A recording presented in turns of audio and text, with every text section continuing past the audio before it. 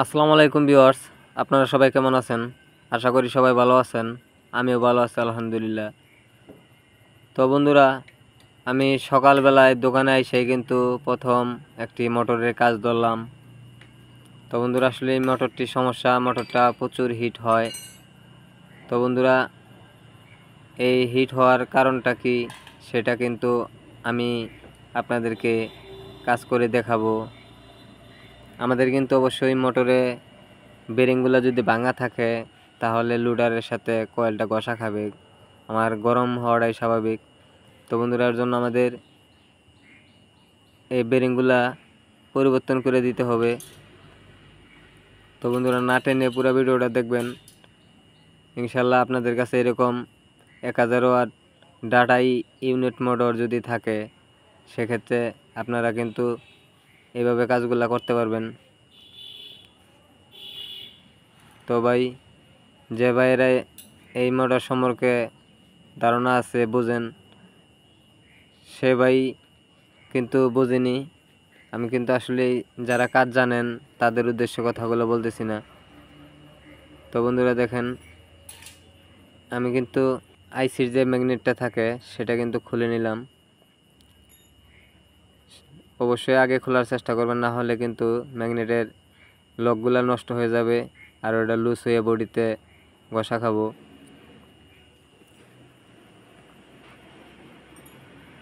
তো বন্ধুরা,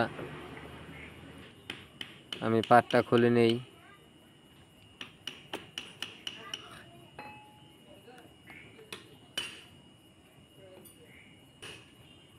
তো বন্ধুরা, যখন এই ব্যাক পার্টটা খুলবেন তখন কিন্তু অবশ্যই আস্তে ধীরে খোলার চেষ্টা করবেন, কয়েলের সাথে বাড়ি দিবেন না।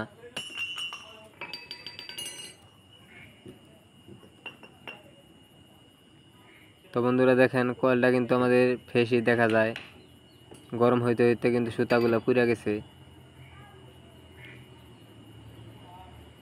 তো বন্ধুরা, আমি কয়েলটা খুলে নেই। তো বন্ধুরা দেখেন, বডিতে কিন্তু সাইডে আসলো, বডিতেও কিন্তু গ্রিজ দেখা যাইতেছে। তো বন্ধুরা দেখতেই পেলেন, বেরিং ভাঙার কারণে কিন্তু আমাদের গ্রিজগুলো ভিতরে প্রবেশ করছে। তো বন্ধুরা, আমি ম্যাগনেটটি বের করে নেই।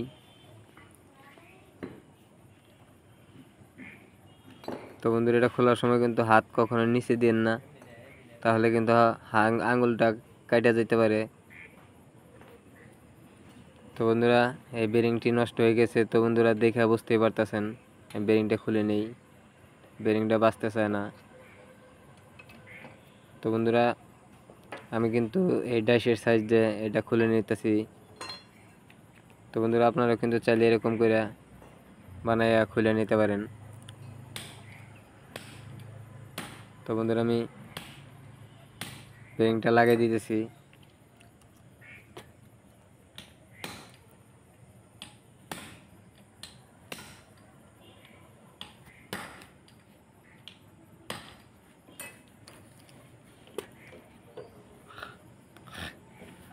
তো বন্ধুরা, আমাদের বডির হাউসটাও কিন্তু লুজ আছে।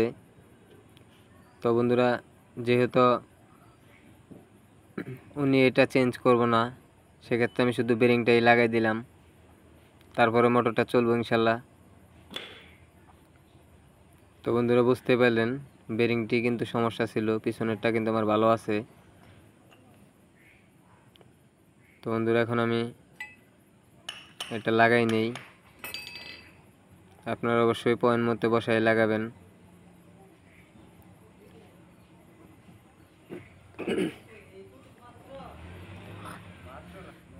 সুন্দর মতো সবটি নাট এক মাপে টাইট দিয়ে নেবেন।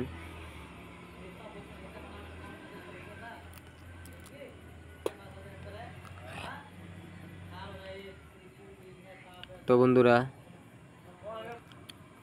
আমি কিন্তু মোটামুটি নাটটি সবটি টাইট দিয়ে দিয়েছি।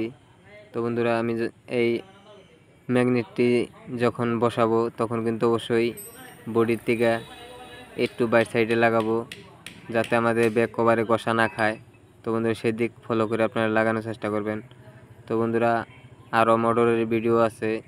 তো বন্ধুরা, আরও অনেকটি কাজ আছে আমার কাছে, আমিও চেষ্টা করব তো বন্ধুরা আপনাদেরকে মানে সেই মোটরগুলার ভিডিও দেওয়ার জন্য। তো বন্ধুরা সাথেই থাকুন।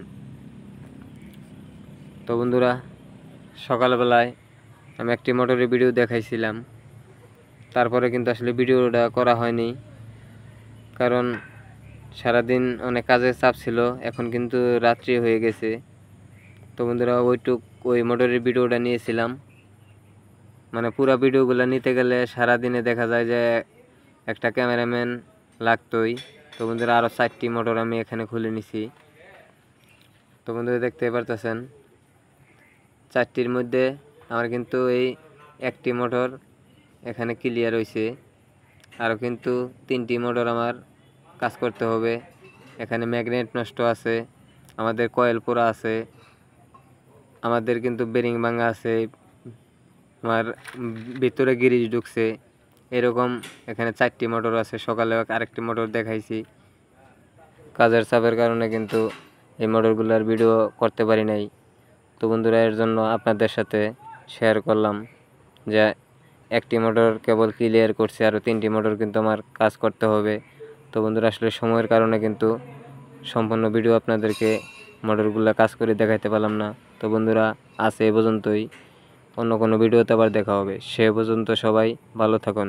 আসসালামু আলাইকুম।